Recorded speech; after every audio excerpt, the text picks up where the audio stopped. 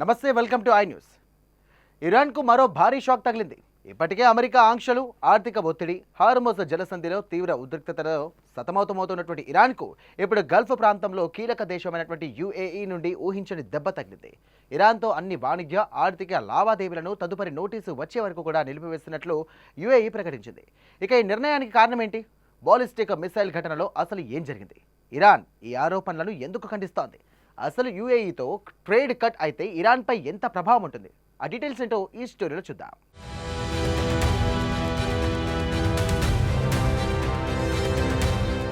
Gulf ప్రాంతంలో మరో కీలక పరిణామం చోటు చేసుకుంది. ఇరాన్తో ఆర్థిక, వాణిజ్య సంబంధాలను నిలిపివేస్తున్నట్లు యుఏఈ ప్రకటించింది.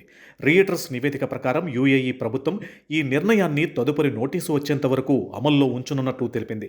ఇరాన్ నుంచి వచ్చిన మిస్సైల్స్ ముప్పు నేపథ్యంలో ఈ నిర్ణయం తీసుకున్నట్లు యుఏఈ పేర్కొంది.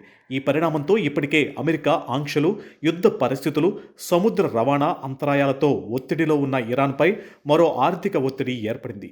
యుఏఈ రక్షణ శాఖ ప్రకారం ఇరాన్ నుంచి 2 బాలిస్టిక్ మిస్సైళ్లు ప్రయోగించబడ్డాయని యుఏఈ గుర్తించింది. ఈ మిస్సైళ్లు సముద్ర మార్గంలోని నౌకా రవాణాను లక్ష్యంగా చేసుకున్నాయని యుఏఈ ఆరోపించింది. మిస్సైల్ అలర్ట్ నేపథ్యంలో యుఏఈలో ప్రజలను అప్రమత్తం చేస్తూ షెల్టర్ వార్నింగ్లు కూడా జారీ అయ్యాయి. అయితే ఈ ఆరోపణలను ఇరాన్ తిరస్కరించింది. ఇరాన్ వైపు నుంచి వచ్చిన స్పందన ప్రకారం ఈ ఆరోపణలు ఆధారరహితమైనవని పేర్కొంది. అంటే ఒకవైపు యుఏఈ మిస్సైల్స్ ప్రయోగం ఇరాన్ నుంచే జరిగిందని చెబుతుంది, మరోవైపు ఇరాన్ మాత్రం ఆ ఆరోపణను పూర్తిగా ఖండిస్తుంది. ఇక్కడ మరో కీలక అంశం ఉంది. యుఏఈ, ముఖ్యంగా దుబాయ్, ఇరాన్కు చాలా కాలంగా కీలకమైన వాణిజ్య రీ-ఎక్స్పోర్ట్ హబ్గా ఉంది. ఇరాన్పై అంతర్జాతీయ ఆంక్షలు ఉన్నప్పటికీ యుఏఈ ద్వారా 3 దేశాల నుంచి వస్తువులు, వాణిజ్య సేవలు, ఆర్థిక మౌలిక వసతులను పొందేందుకు ఇరాన్కు మార్గాలు లభించేవి. అందుకే యుఏఈతో వాణిజ్య సంబంధాలు నిలిచిపోవడం ఇరాన్కు కేవలం మరో దేశంతో ట్రేడ్ తగ్గిపోవడం మాత్రమే కాదు, ఇరాన్ ఆర్థిక వ్యవస్థకు కీలకమైన వాణిజ్య మార్గంపై అదనపు ఒత్తిడి ఏర్పడే అవకాశం ఉంది. ఏపీ ప్రకారం యుఏఈ ఇరాన్కు ముఖ్యమైన రీ-ఎక్స్పోర్ట్ హబ్గా పనిచేసింది. అందువల్ల ఈ నిర్ణయం ఇరాన్పై ఆర్థిక ఒత్తిడిని మరింత పెంచే అవకాశం ఉంది. ఇప్పటికే ఇరాన్ తీవ్ర ఆర్థిక ఒత్తిడిని ఎదుర్కొంటుంది.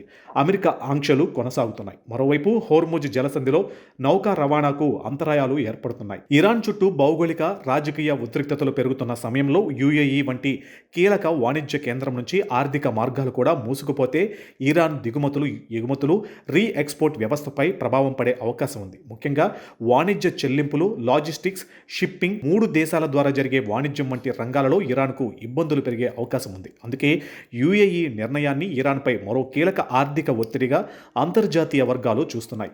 ఇక ఈ పరిణామం హోర్ముజ్ జలసంధి పరిస్థితుల్లో కూడా ముడిపడి ఉంది. ప్రపంచ చమురు రవాణాకు అత్యంత కీలకమైన ఈ మార్గంలో ఇప్పటికే నౌకా రాకపోకలు తీవ్రంగా ప్రభావితమయ్యాయి. రియూటర్స్ ప్రకారం ఆగస్టు 21న హోర్ముజ్ గుండా కేవలం 7 కమోడిటీ షిప్స్ మాత్రమే వెళ్లాయి. అంతకు ముందు రోజుతో పోలిస్తే ఇది సగం. అంటే మధ్యప్రాచ్య ఉద్రిక్తతలు కేవలం ఇరాన్, యుఏఈ సంబంధాలకే పరిమితం కాకుండా ప్రపంచ షిప్పింగ్, చమురు సరఫరా, ఇంధన ధరలపై కూడా ప్రభావం చూపుతున్నాయి. ఆగస్టు 19న బ్రెంట్ క్రూడ్ ధర బ్యారెల్కు $91.62కు చేరింది. మధ్యప్రాచ్యంలో ఉద్రిక్తతలు మరింత పెరిగి హోర్ముజ్లో నౌకా రవాణా ఎక్కువ కాలం దెబ్బతింటే చమురు సరఫరాపై ఆందోళనలు మరింత పెరగవచ్చు. దీంతో ప్రపంచవ్యాప్తంగా ఇంధన ధరలు, ద్రవ్యోల్బణం, రవాణా ఖర్చులపై ప్రభావం పడే అవకాశం ఉంది. మొత్తంగా చూస్తే ఇరాన్కు పరిస్థితులు మరింత క్లిష్టంగా మారుతున్నాయి. ఒకవైపు అమెరికా ఆంక్షలు, మరోవైపు హోర్ముజ్ జలసంధిలో ఉద్రిక్తతలు, ఇప్పుడు మరోవైపు యుఏఈ నుంచి వాణిజ్య, ఆర్థిక లావాదేవీల నిలిపివేత. యుఏఈ మాత్రం ఈ నిర్ణయానికి బాలిస్టిక్ మిస్సైల్ ముప్పును కారణంగా చెబుతుంది. అయితే ఇరాన్ మాత్రం మిస్సైల్ ప్రయోగం ఆరోపణలను ఖండిస్తుంది. మరి యుఏఈ నిర్ణయం ఎంతకాలం కొనసాగుతుంది? ఇరాన్పై దీని ఆర్థిక ప్రభావం ఎంత ఉంటుంది? ఇతర గల్ఫ్ దేశాలు కూడా యుఏఈ బాటలో నడుస్తాయా? ముఖ్యంగా హోర్ముజ్ ఉద్రిక్తతలు ప్రపంచ చమురు మార్కెట్ను ఎటువైపు తీసుకుని వెళ్తాయి అనేది ఇప్పుడు అత్యంత కీలకంగా మారింది.